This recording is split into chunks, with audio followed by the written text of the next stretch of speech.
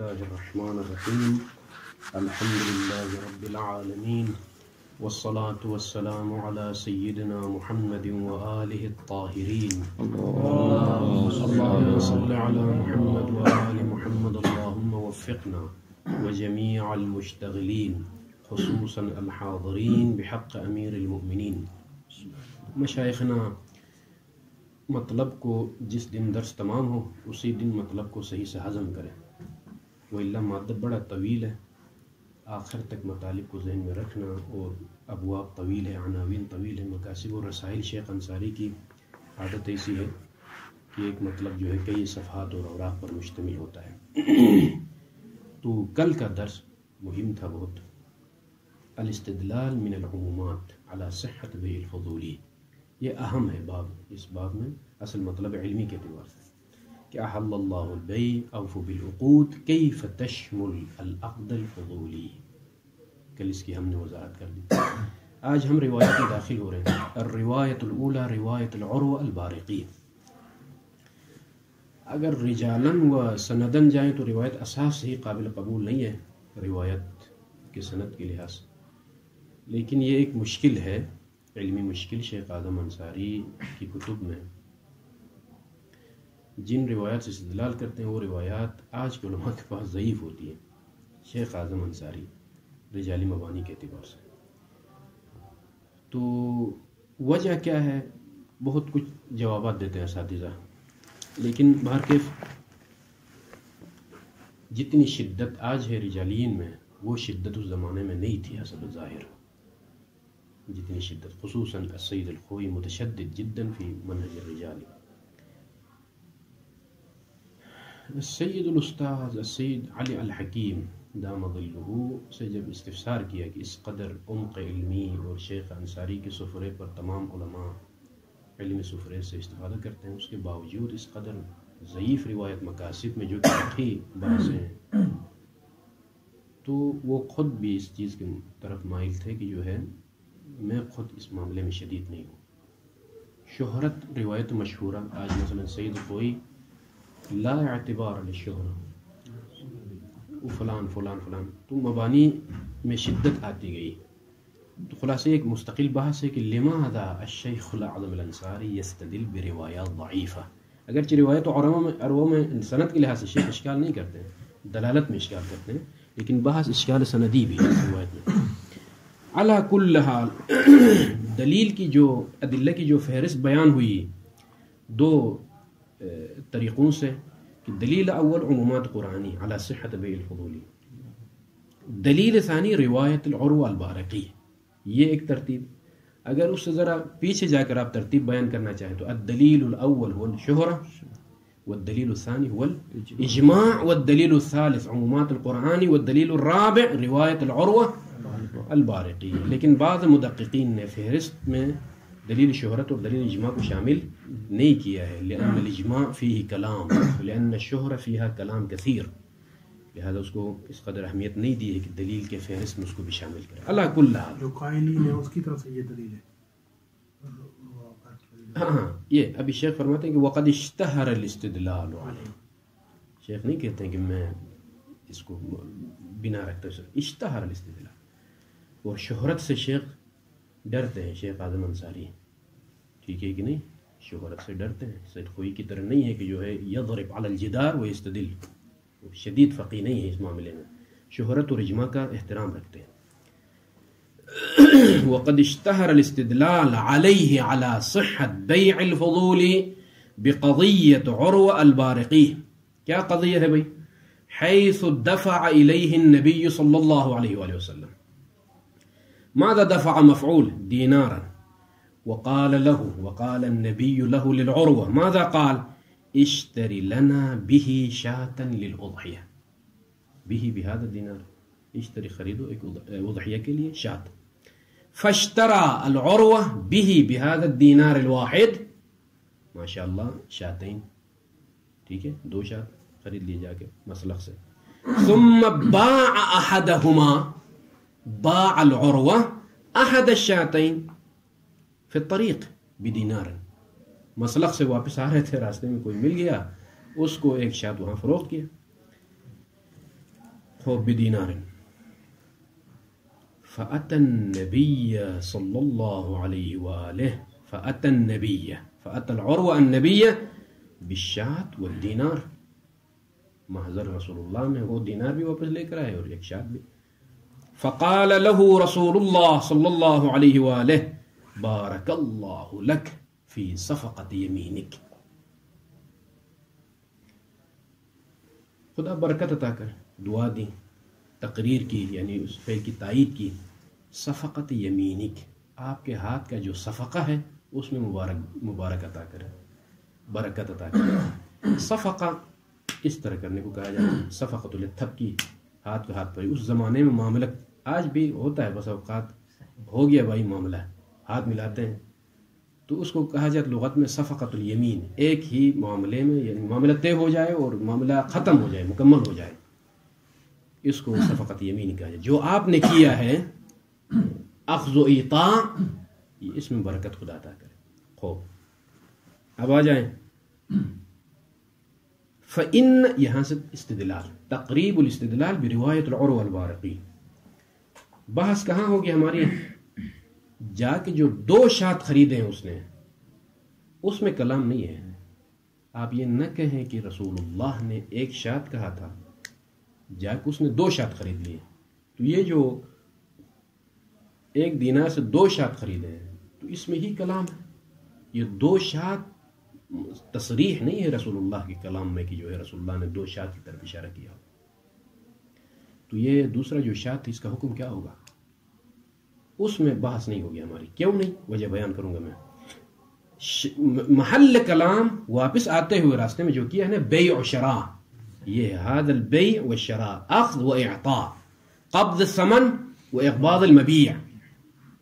ثمن اور مثمن کو جو اخذ و اعطاء سے کام لیا، هذا بیع و تصرف.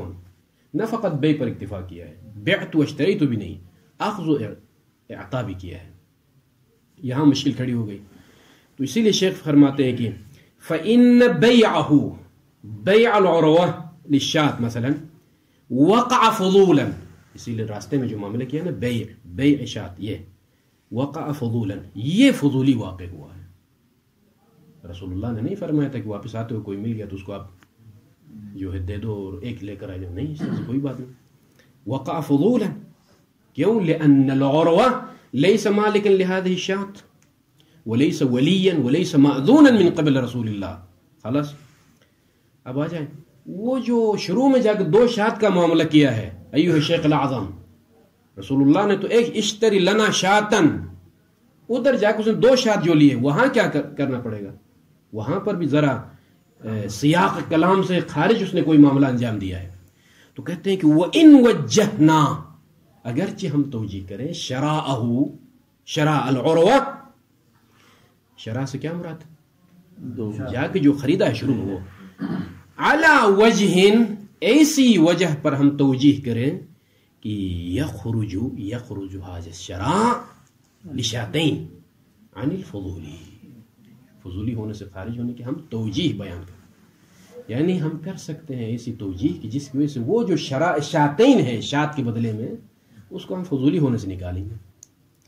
لیکن جو بیع ہے راستے میں آ کے دوبارہ باع الشاة، یہ فضولی ہے. وقع فضولا، وہ توجیہ کیا ہو سکتی ہے جس کی وجہ سے وہ فضولی ہونے سے نکل جائے؟ 2 شاة خریدیں 1 کے بدلے میں. کہا کہ اشتری لنا شاطن میں شاة معینہ نہیں ہے، شاة جنس کے طور پر استعمال ہوا ہے. اس میں جنس ہے، اور وہ 1 پر بھی 2 پر بھی 3 پر بھی سے بتاتا ہے. مشکل یہی ہے. یہ ایک وجہ بیان ہوئی ہے. بعض نے کہا کہ اضحیہ کہا ہے رسول اللہ نے. اضحیہ کے لیے خود ہی ایک قرینہ ہے کہ بھئی حد اقل 1 ہو، اگر زیادہ ہو تو کیا مشکل ہے. سیاق و سباق، قرینہ حالیہ مقالیہ سے اندازہ ہوتا ہے کہ رسول اللہ راضی ہیں، اس لحاظ سے کوئی مشکل نہیں. اضحیہ کا معاملہ ہے تو کیا مشکل ہے؟ اور زیادہ گوشت ملے گا بھئی، جو اور لوگوں میں گوشت تقسیم ہوگا. تو علی کل حال اور وجوہات بھی بیان ہوئی ہے، لیکن یہ وجہ قابل یعنی قبول ہے کہ جو ہے شاة جنس ہے، اس میں جنس کا اطلاق 1 پر بھی 2 پر بھی فرق نہیں پڑتا ہے. اس طرح سے توجیہ کر کے ہم اس کو فضولی ہونے سے، یعنی کہ انہ البارقی مأذون من قبل رسول اللہ لشراء شاتین، لأن شاة اسم جنس، خلاص وہ فضولی نہیں ہے. هذا خذ ذا، هذا کیا کام مانا؟ خذ هذا نہیں، کیا بولیں گے؟ ہاذا کا معنی خود ذا، یہ ہا خود بھی معنی خود ہے، ذا اشارہ ہے. بس اوقات اجلت میں یا عدم التفات میں کہا جاتا ہے کہ خود ہاذا، ہاذا بھی کہتے ہیں، خود بھی کہتے ہیں، خود کو الگ ذکر کرتے ہیں. ہاذا کا معنی ہی خود ذا ہے، ذا اس میں اشارہ ہے، ہاذا معنی خود. ولیکن لا یخفا، مخفی نہ رہے. اب یہاں سے آگے شیخ انصاری کی عبارتوں میں دیکھیں، بطون ہے، بطون عبارت میں ان بطون کو فتح کرنا، چیرنا ضروری ہے. دیکھیں ولیکن لا یخفا ان الاستدلال بهذه الرواية يتوقف الاستدلال على دخول المعاملة المقرونة برضا المالك. دخول المعاملة وين؟ متعلق في بيع الفضول. اس نظریے کی بنا پر، جس بنا پر یہ معاملہ فضولی میں داخل ہوتا ہو، اس بنا پر یہ دلیل بن سکتی ہے روایت. وہ کون سا؟ پھر اسی لیے میں نے اصرار کیا تھا کہ کیف کان فالظاہر شمول العقد الفضولی لما اذا تحقق رضا المالک وطیب المالک. مشہور نے کیا کہا؟ فضولی ہے. فضولی ہونے سے تب خارج ہوگا معاملہ جب اعلان کرے اذنت لک صراحتاً یا فحواً، اذن ملے تب یہ فضولی ہونے سے خارج ہوگا. لیکن اگر فضولی شخص کو معلوم ہو کہ مالک قلباً راضی ہے تو علم الفضولی برضا المالک لا يخرج الفضولی عن الفضولیہ. یہ مشہور کا نظریہ. اس بنا پر یہ روایت دلیل بن سکتی ہے. اس لیے کہ عروہ کو معلوم تھا، بات یہ ہے، عروہ کو معلوم تھا کہ یہ جو معاملہ کر رہا ہوں راستے میں آ کر رسول اللہ آگاہ ہیں، رسول اللہ کی رضا کے بارے میں آگاہ ہیں. قلباً رسول اللہ، ٹھیک ہے صراحتاً کوئی اجازت نہیں ہے، صراحتاً کوئی اذن نہیں ہے، لیکن قلباً رسول اللہ میرے اس معاملے سے راضی ہے. تو ہم نے یہ کہا، شیخ انصاری فرماتے ہیں کہ جو میرا مبنا ہے یہ سرے سے ہی فضولی ہونے سے خارج ہے. اس لیے کہ علم الفضولی، شیخ انصاری کی رائے، علم الفضولی برضا المالک یخرج الفضولی عن الفضولی. معاملہ الفضولی فضولیہ سے خارج ہوتا ہے، یا موضوعا یا حکمن. بیان ہوا کہ نہیں؟ یہ ایک مورد جہاں پر شیخ نے اشارہ کیا صرف. اب تفصیل میں نے کہا کہ یہ تفصیل ہر جگہ میں آپ کو ذہن میں رکھنی ہوگی جو پہلے بیان ہوئی ہے سابقہ درس میں. اسی لیے فرماتے ہیں کہ هذا ولكن لا يخفى ان الاستدلال بهذه الرواية يتوقف، یعنی دوسرا الفاظ میں مشہور کی رائے کی بنا پر یہ معاملہ فضولی ہے. بھائی میری رائے کے مطابق فضولی نہیں ہے، ختم. وہ کیسے؟ ان الاستدلال بها يتوقف على دخول المعاملة، معاملہ کا دا کون سا معاملہ؟ صفت المقرونة برضا المالک، باذن المالک نہیں، باذن ہو تو سب کا اتفاق ہے کہ یہ خارج ہے فضولی سے. المقرون برضا المالک فی بیع الفضولی، دخول المعاملہ جو کہ مقرون برضا یہ فضولی میں داخل ہے. اس مبنا کی بنا پر یہ روایت دلیل واقع ہوئی. اس لیے کہ عروہ کو معلوم تھا کہ رسول اللہ قلباً قرائن سے جن ظروف میں معاملے کو انجام دیا ہے. خوب، توضیح ذالک، اب آ جائے توضیح ذالک. ذالک یعنی دخول المعاملہ المقرونہ برضا المالک فی بیع الفضولی. اس کی ذرا وضاحت کریں. ان الظاہرہ علم عروہ برضا النبی صلی اللہ علیہ وسلم. یہ کہا نا ہم نے، ظاہر یہ ہے. یہ ظاہر کہاں سمجھ مارا بھائی؟ بما یفعل، جو عروہ انجام دے رہا اس کے بارے میں رسول اللہ راضی ہے. چونکہ دوسری شق میں چلے یہ بات سمجھ میں آ جائے. وقد اقبض المبیع وقبض الثمن. اقبض المبیع شات حوالہ کیا ہے، اس کی قیمت بھی لی ہے. ولا ریب ان الاقباض والقبض فی بیع الفضول حرام لکون القبض والاقباض تصرفا فی مال الغیر. مال غیر میں تصرف ہے، والتصرف فی مال الغیر حرام.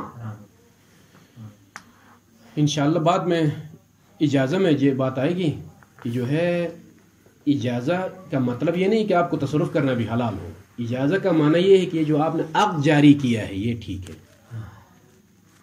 انشاء کا ھذا مجاز، اس کی اجازت ملی ہے.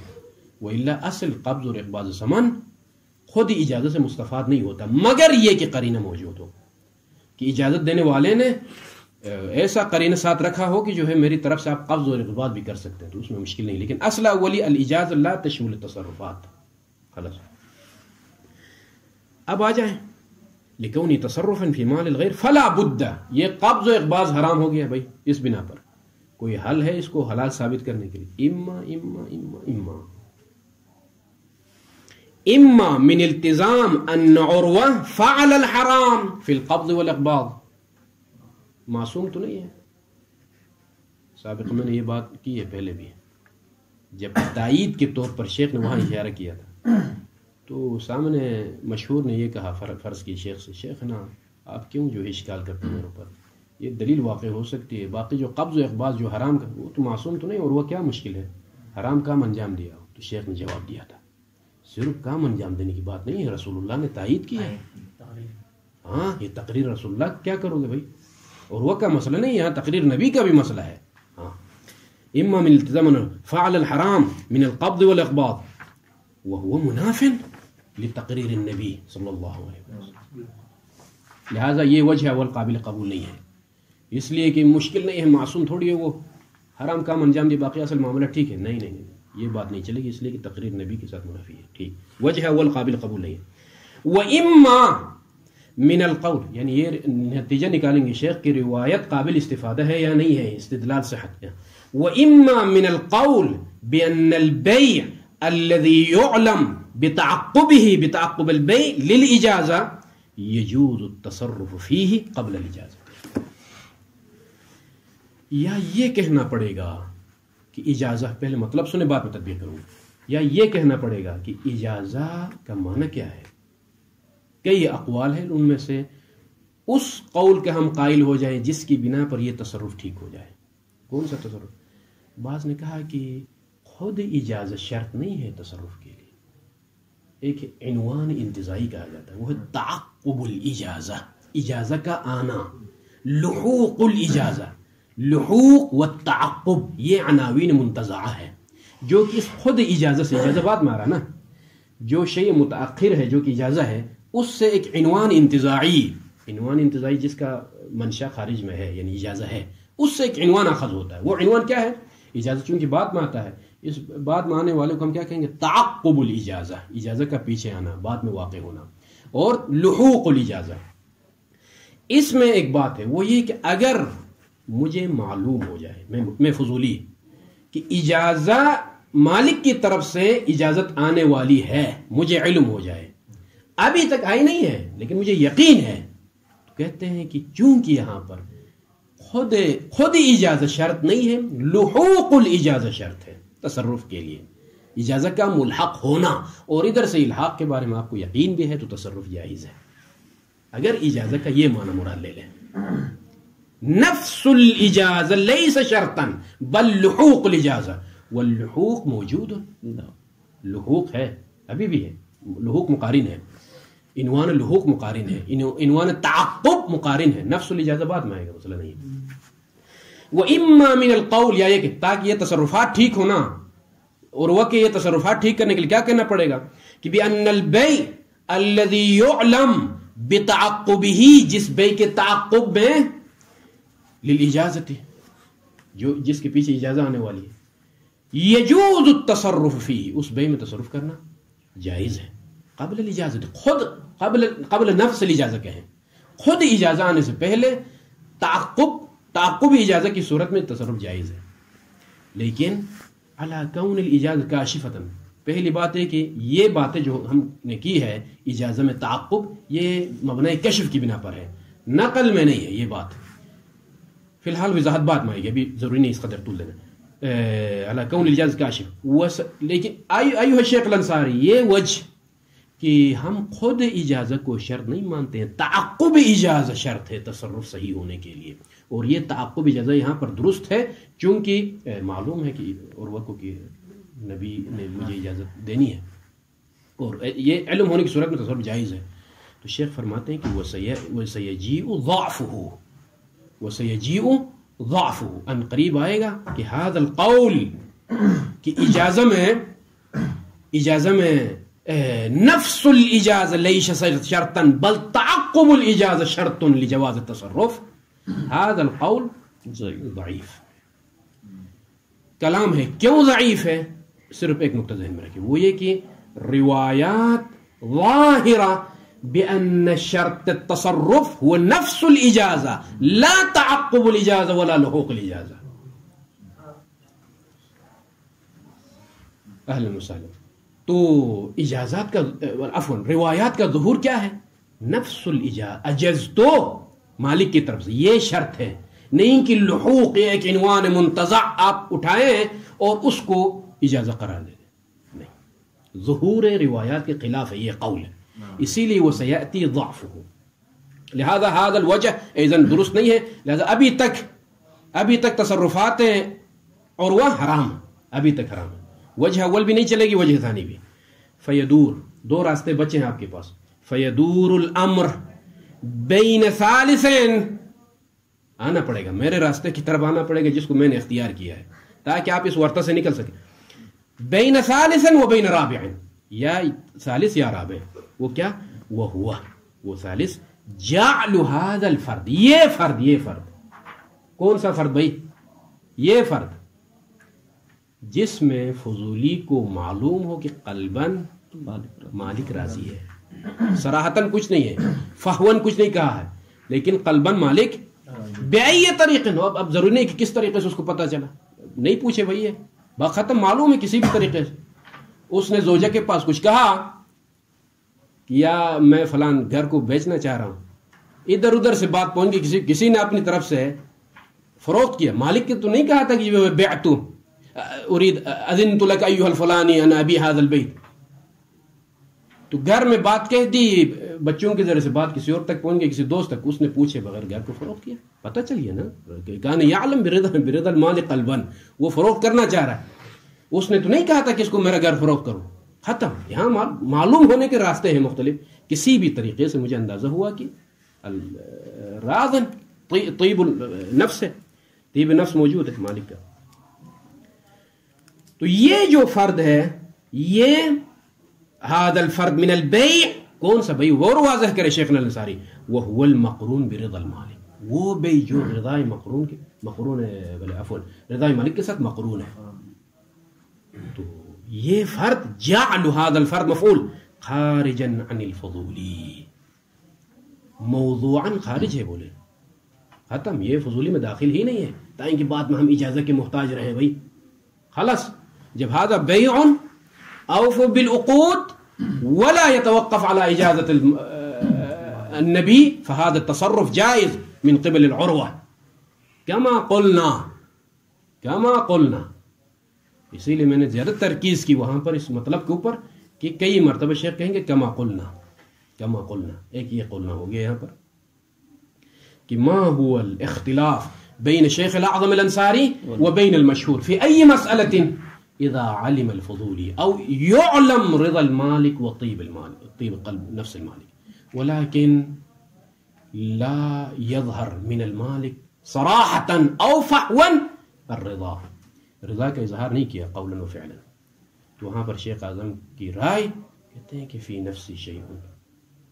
اس مشہور اور اجماع کی وجہ سے میں ذرا توقف کر رہا ہوں، وإلا دلیل مجھے یہ بتا رہی ہے، اجتہاد یہ بتا رہا ہے کہ جو ہے هذا ليس فضوليا ابد من الاساس. اگر میں تسلیم بھی کروں آخر میں تسلیم بھی کروں موضوعا، تو کس نے کہا ہے کہ ہر فضولی محتاج بھی اجازہ ہے؟ خلاص تمام. یا ایک چوتھی وجہ بھی ہے، راستہ بھی میں آپ کو بتاؤں گا. شیخ فرماتے ہیں ورابعا يدور الامر بين ثالث هذا الذي قلت وبين رابع، وهو کیا ہے؟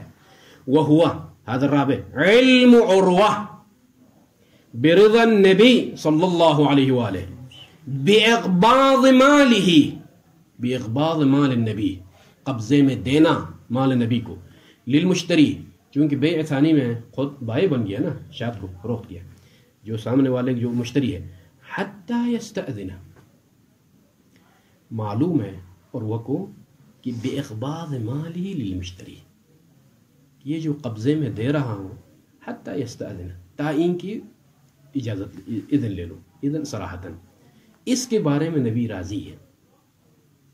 اور ادھر سے بلے وهو علم عروة وعلم المشتری بكون البيع فضوليا، اور چونکہ عروہ کو معلوم ہے کہ رسول اللہ میرے اس قبض و اقباض سے راضی ہیں، اور ادھر سے مشتری کو بھی معلوم ہے، لیکن ابھی صراحتاً تو اذن تو نہیں دی ہے، ادھر سے مشتری کو بھی معلوم ہے کہ یہ شخص فضولی ہے، یہ مالک نہیں ہے، تصرف کا حق نہیں رکھتا ہے، بکون البیع فضولیا، کیونکہ اس کا کیا فائدہ ہوگا مشتری کو اگر معلوم کہ یہ فضولی ہے، تو حتی یکون دفع المشتری للثمن، جو قیمت دے رہا ہے یہ بید البائع علی وجہ الامانہ، انت لست مالکا وانت شخص امین، یہ امانت ہے آپ کے پاس، ادھر سے اگر کوئی مشکل پیش آئی تو میں اٹھا لوں گا آپ سے، یہ ہے عنوان امانت۔ ترجمہ ادھر ایک خاص مطلب ہے، میں فی الحال ترجمہ مکمل کروں گا پھر دوبارہ ہوں گا۔ وَإِلَّا، اگر معلوم نہ ہو مشتری کو کہ یہ سامنے والا فضولی ہے فلان، تو فالفضولی لیس مالکا ولا وکیلا، نہ مالک ہے نہ وکیل ہے، فلا يستحق قبض المال، پھر قبض مال کا کوئی معنی نہیں رکھتا ہے، قبض مال تصرف، اس تصرف یہ حرام ہے اس کے لیے۔ فلو كان المشتری عالما، لیکن اگر مشتری عالم ہو تو فله ان يستأمنه على الثمن، ثمن پر اس کو امین بنا سکتا ہے، حتی ينکشف الحال، تاکہ رسول اللہ کے پاس جائے پتہ چل جائے، اگر رد ہو گئی ادھر سے تو پھر میں پیسہ اٹھا لوں گا۔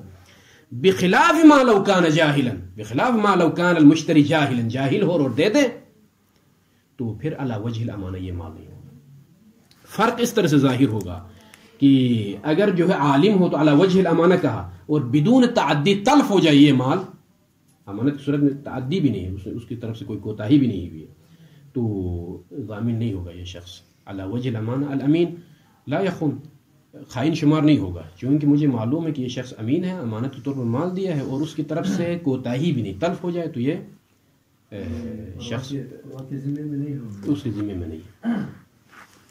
یہاں تک بات تمام ہوگی، لیکن یہ ترجمہ ہے، جان مطلب ابھی تک ظاہر نہیں ہو گئی، وہ کیا ہے بھائی، اس وجہ رابع میں نقطہ کیا ہے؟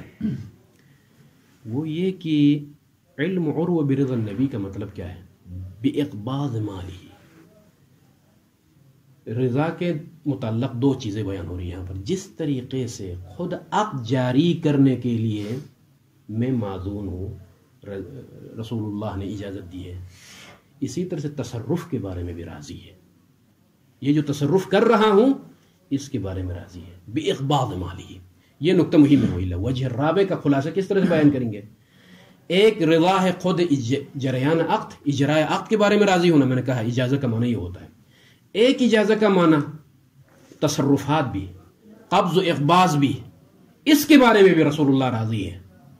ہاں، اسی لیے کہتے ہیں کہ جس طریقے سے خود انشاء کے بارے میں رسول اللہ راضی ہے، اسی طرح رضا النبی باقباض مالی، وہ بھی انشاء سے ہٹ کی، یہ بھی میں اس لحاظ سے راضی ہے رسول اللہ میری اس تصرف سے۔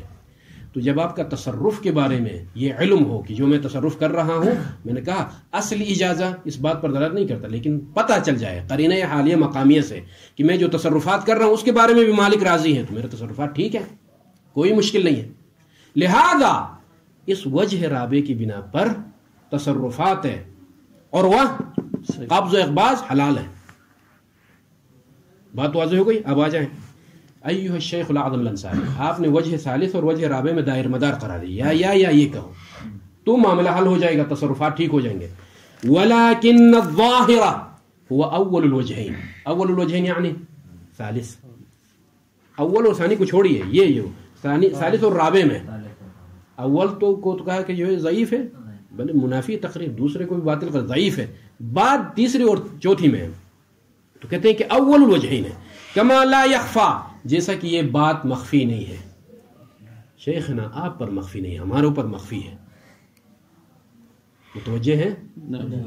کیسا اول الوجہین قابل قبول ہے؟ کما لا یخفا، بھلے، ولیکن یخفا علینا، اس میں دو باتیں ہیں۔ پہلی بات یہ ہے کہ یہاں جو عبارت ہے وعلم المشتری بکون البیع فضولیہ، یہ خلاف ظاہر روایت ہے۔ یہ چوتھی وجہ میں کیا کہا؟ علم عروہ برضا النبی وہکذا علم المشتری بکون البیع عروہ فضولیہ، وہ سامنے والا مشتری عالم نہیں تھا، حسب ظاہر یہ ہے کہ اس کو کیا پتا کہ اس کے اپنے تفصیل نہیں ہے روایت میں کہ وہ راستے میں اس نے دیکھا کہ 2 شاٹ ہیں، ایک مجھے دے دو، کہا قربانی کا موسم تھا ظاہر نضحیہ کا، تو اس نے فروخت کیا. اس کو معلوم نہیں تھا کہ یہ کسی کی طرف سے فروخت کر رہا ہے، خود اپنی طرف سے. حسب الظاہر لا یکون عالما، ایک یہ وجہ. دوسری بات یہ ہے کہ اس وجہ رابع میں کافی چیزیں ہیں. علم العروہ برضا النبی، علم المشتری بأن العروہ فضولیا، وإذا كان عالما هذا الدفع على نحو الأمانة، وإذا كان جاهلا هذا الدفع ليس على نحو الأمانة. کس قدر تکلفات ہیں، تکلفات زیادہ ہیں اس وجہ رابع میں، تو یہ خلاف مقتضی الظاہر ہے. اسی لیے شیخ کہتے ہیں کہ وَلَكِنَّ الظَّاهِرَ هُوَ أَوَّلُ الْوَجْهَيْنِ كَمَا لَا يَخْفَى.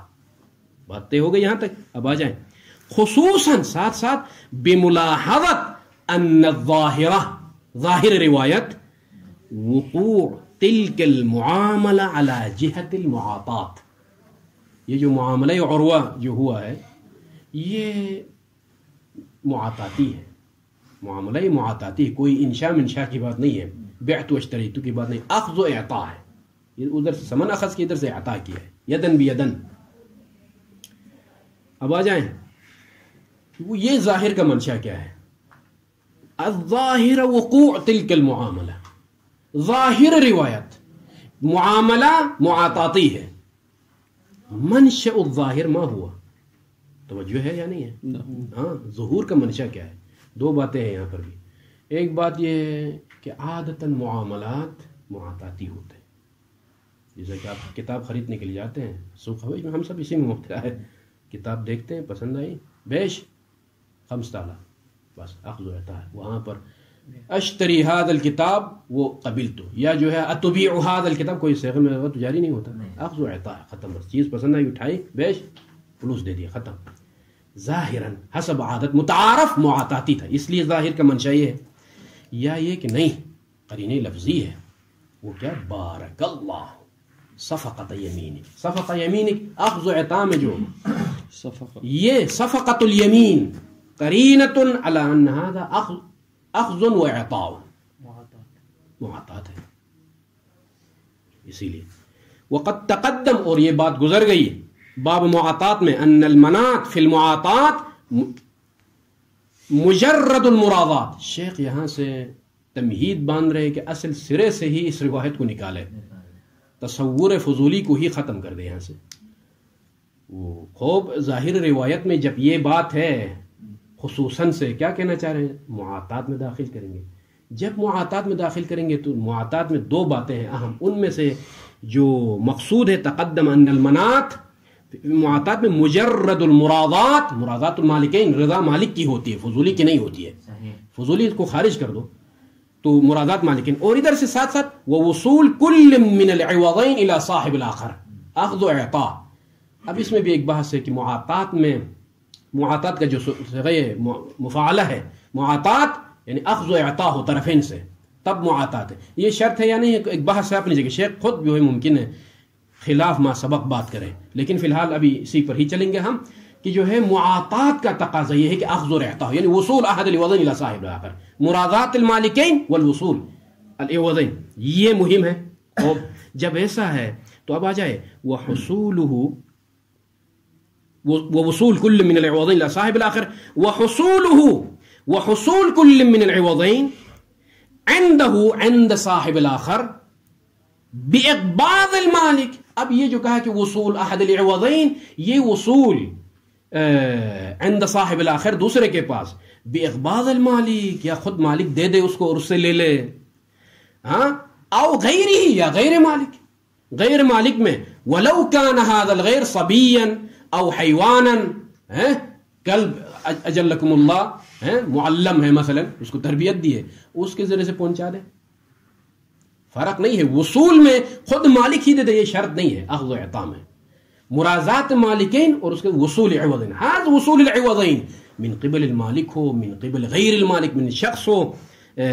اب آ جائے فاذا حصل التقابض، جب تقابض من الطرفین حاصل ہو، بین فضولیین، دونوں کی طرف سے فضولی ہو، مشتری کی طرف سے بھی کسی اور نے قبضے میں دے دیا مجھے، اور میری طرف سے بھی جو ہے مثلا کسی اور نے قبضے میں لیا، بین او فضولی وغیرہ، لیکن درن حال کی مقرونا، هذا التقابض مقرونا برضا المالکین، ملاک رضا مالکین سے یہ ہوا ہے.